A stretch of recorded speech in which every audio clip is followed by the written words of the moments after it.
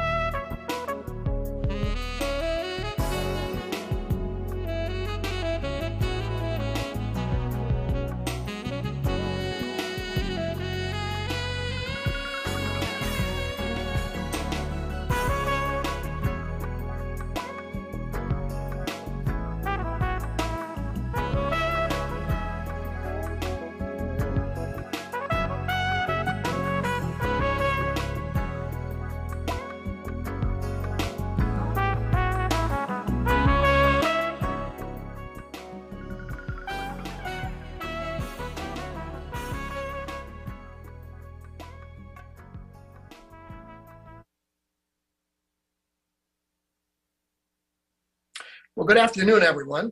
I hope your convention meetings are going well so far. And I have to apologize for not being able to be with you in person. I very much look forward to this event. I like being with you in one room, and I confess I was really looking forward to it this year because of our inability to do it last season. And it's especially frustrating to be here in my hometown and be literally a couple of miles from the hotel and not be able to join you. But that's what happens with COVID protocols these days. And we're never going to put people at risk. We're always going to do the right thing. And so sadly, I have to do this remotely. It's also given me a little bit more of an appreciation for the frustration that our student athletes must feel when they've been unable to compete in a game or a match, or let alone miss a championship event. And so I understand that even better now than I did before, what a challenge that is to deal with. And we're gonna do what they do. We're gonna sally forth and get on with it. But again, I'm sorry I'm not there with you. Now, for those of you that don't know, and there's no compelling reason you would know anything about my personal history, is I grew up in the Puget Sound region of Washington State, kind of on the banks of Puget Sound. And if you grew up in that area, you know three things for sure. You know that it's going to rain, pretty much always. You know that you're going to drink coffee, strong coffee, and lots of it. And you also know you're going to have some relationship with boats. It's pretty hard not to be a boater in one fashion or another when you grow up on Puget Sound. And so I developed an early fascination with boats. Heck, my grandpa was a boat builder, in fact. And so I learned to love and appreciate boating and sailing in particular. I especially liked sailing, probably because my dad was a power boater and there's always animosity between the two. And so I naturally gravitated to being a sailor since it was the 60s and I was supposed to rebel against my dad. And I've always found there's a lot of useful metaphors in sailing that you can apply to most everything in life. And one that's especially useful to me as I think about the NCAA and where we are right now in our history is an apt description of sailing. And that description, for those of you that know sailing, will recognize this. The description is that sailing is hours and hours of boredom punctuated by moments of sheer terror. And I think that's a pretty good description of sailing, but it's also a pretty interesting metaphor for where we find ourselves right now. The reason that you have those moments when you're sailing is because things outside your control shift quickly and sometimes really dramatically, whether it's the wind or the tide or a current or a rock or another boat. Something happens that requires you to make something other than just a minor adjustment of a tiller or trim a sail or something. You've got to react, and you have to do it in real time. And as I think about the history, the epochs and changes of the NCAA, I see much of that same dynamic in what we do. We have extended periods of time where we do incremental change and we make adjustments, and that's satisfactory and useful. And then all of a sudden, there's something that happens in the environment that requires us to do something more than just minor adjustment. And self-regulatory systems like our self-governance model, they're really, really good at thoughtful deliberation and debate and adjustment and taking your time to work your way through issues and making incremental adjustments. But they're really struggling when they're called upon to make dramatic and sudden change. And sometimes in the life and history of the NCAA, we've had to do that. We've had to make more dramatic shifts. The last big shift that the NCAA made was back in 1996. That's when we created a new model of governance, because the model of governance at the time was widely seen as dysfunctional and not working. It'd been known for a long time. It moved along, and finally everybody said, we've got to change. And we created the 3 divisions, the federated model that we know right now. And those debates, while I wasn't part of them, some of you were, most of us weren't, but I know from the history and know from talking to people, and I was a provost at the time, so I wasn't uninvolved. I just wasn't part of the arguments. It produced a lot of anxiety, a lot of frustration, a lot of concern, even anger and hard feelings when we broke into 3 divisions and changed our governance model. But it was that big shift moment that required that we do something other than business as usual. And right now, today, is one of those big shift moments. Today, we've got to take advantage of our ability to make those kind of shifts.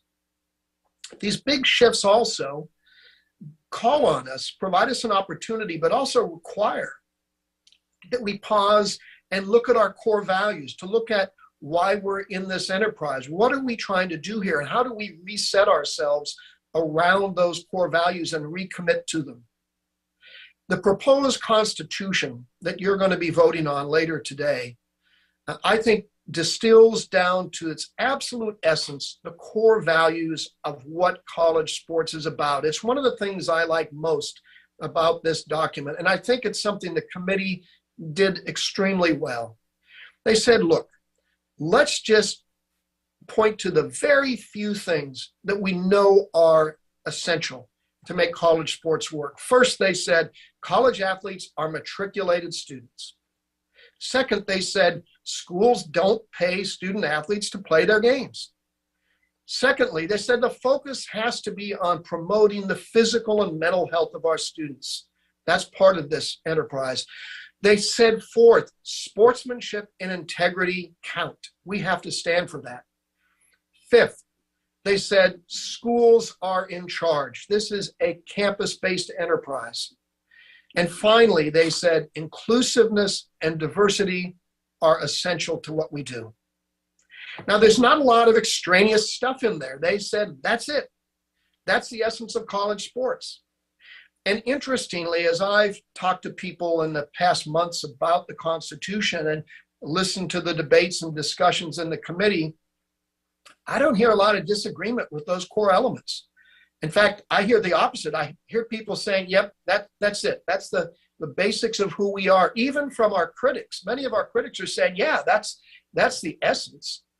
Where I hear frustrations and disappointment and even anger is with the policies and the rules and the practices that over the decades we've hung on to in some cases well past their useful lives. All of those policies and rules were put in place for a reason, but some of them have outlived that usefulness. I hear from some people also that there's concern about fairness, that a lot of things have shifted and they want to make sure that student athletes are continuing to get more support and more opportunities to be successful on and off the field. And then there's the issue of money. People are asking right now, is money being spent for the right or the wrong purposes? Are we spending our resources in a way that emphasize those core values and helping as many students as we possibly can?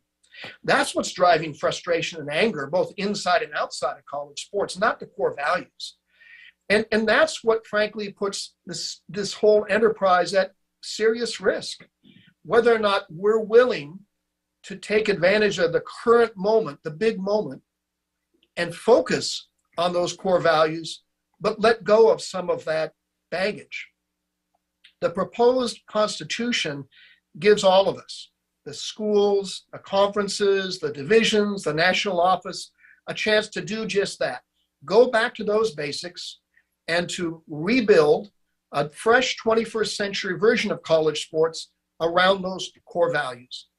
It's a chance to look at what is good, at what's beloved, at what's rewarding and what's supportive of all of our student athletes without all that baggage of the decades.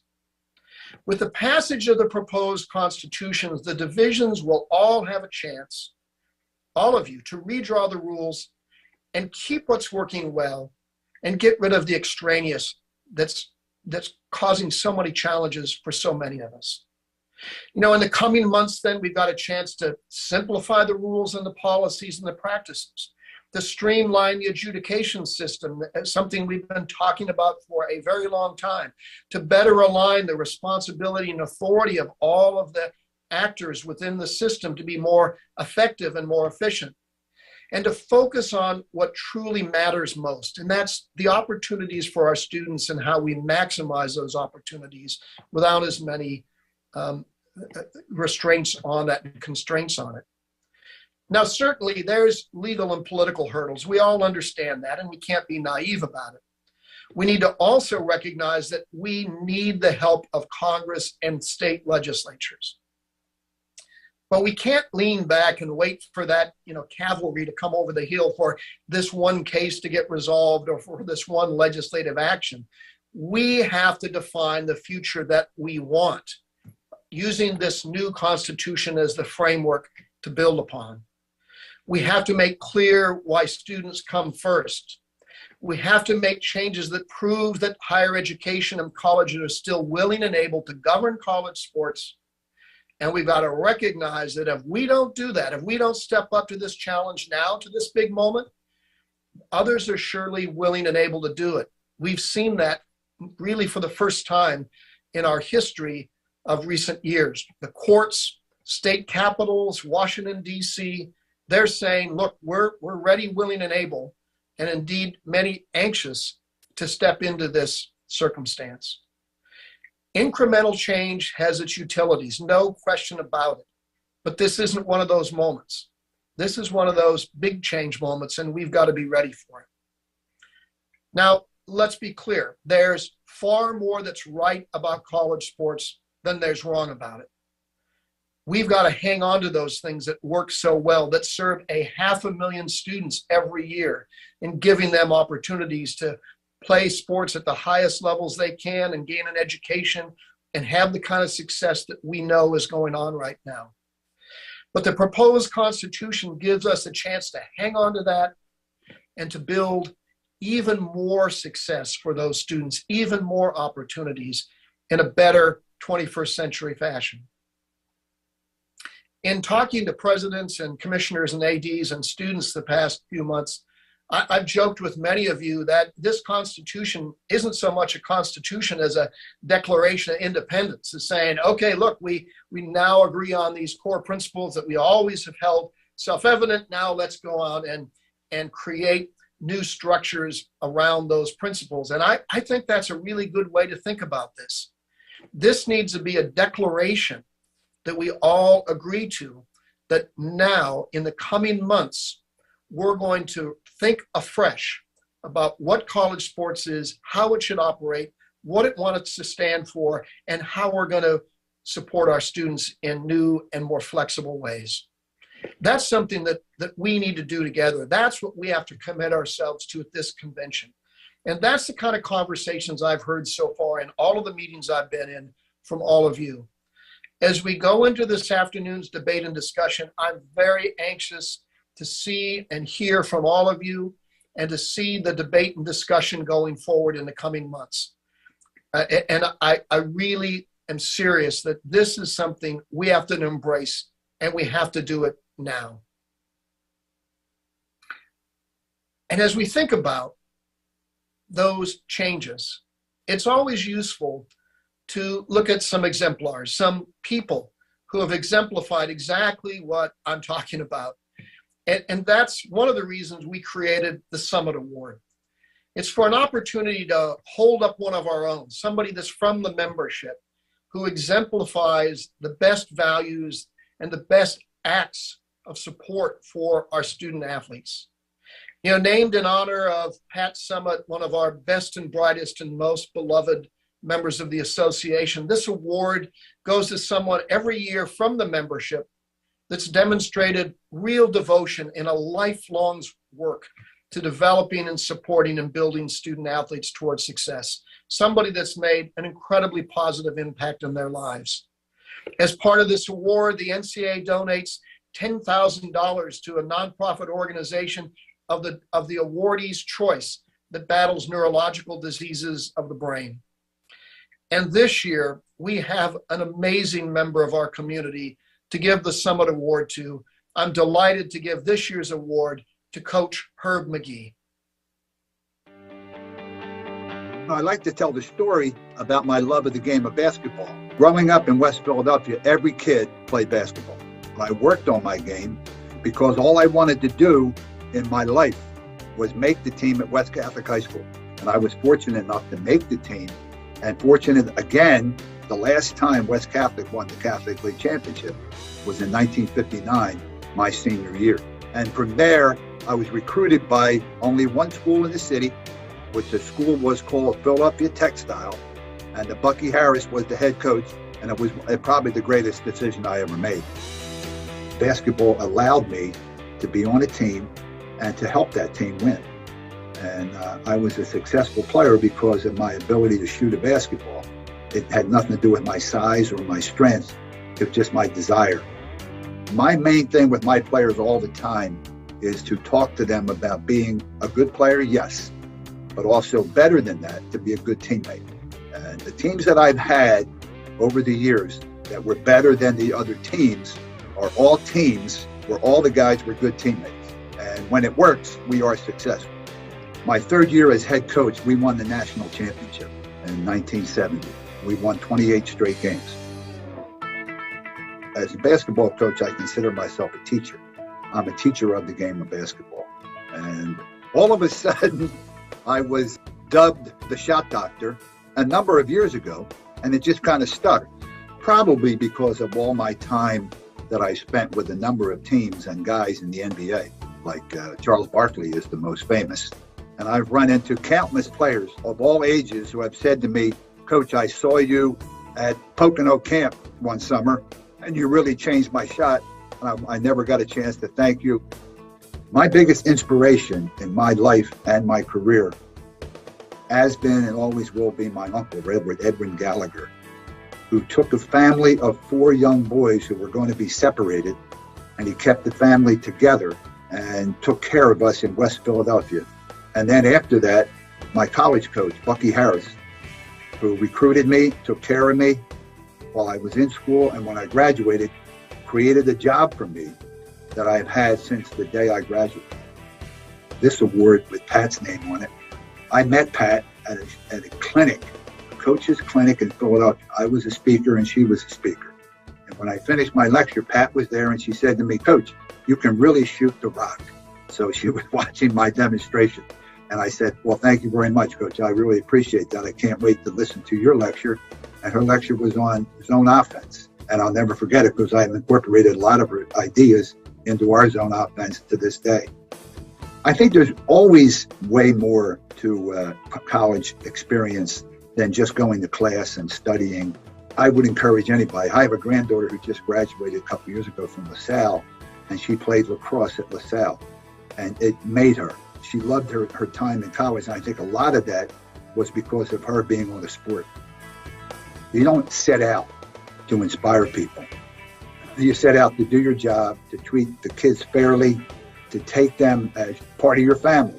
That's what we call it. We end up every single practice and every single day with hands in the air, 1, 2, 3, family. And that's the way we kind of look at our players. So we want to make sure that our guys come in and they graduate and get a job. And these are the things that inspire me to inspire them. Anybody on any level that coaches as successfully as Pat did, this award means so much to me because of the name that's on it, the Pat Summitt Award. And I am really, really excited and honored to receive this award.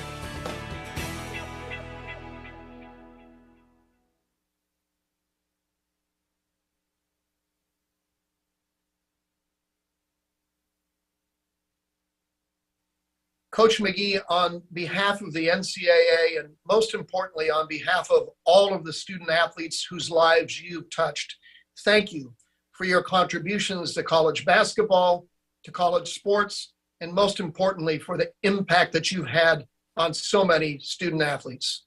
Now let's hear from Coach McGee directly. Thank you, Mark, for that introduction. I certainly do appreciate it. You know, anytime you receive any award, it's a fabulous affair. But when you receive an award named after someone, and that name recognition is as simple as Pat Summitt, it makes it extra special. A few years back, I received an award from New York named for Joe Lapchick Award. And my wife and I went to a luncheon in New York and received the award. And everybody knows what Joe Lapchick was, a longtime coach at St. John's. And everybody will recognize right away the name Pat Summitt. When I was told about this award, I looked up the names of past recipients. And one of the names that stood out to me immediately was Julie Serrero, who was the athletic director at Massachusetts Institute of Technology.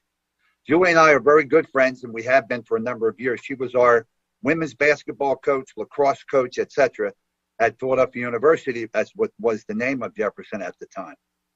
And she and I have remained close. And I talked to her about this, and she was just as thrilled as I am to receive this Pat Summitt Award.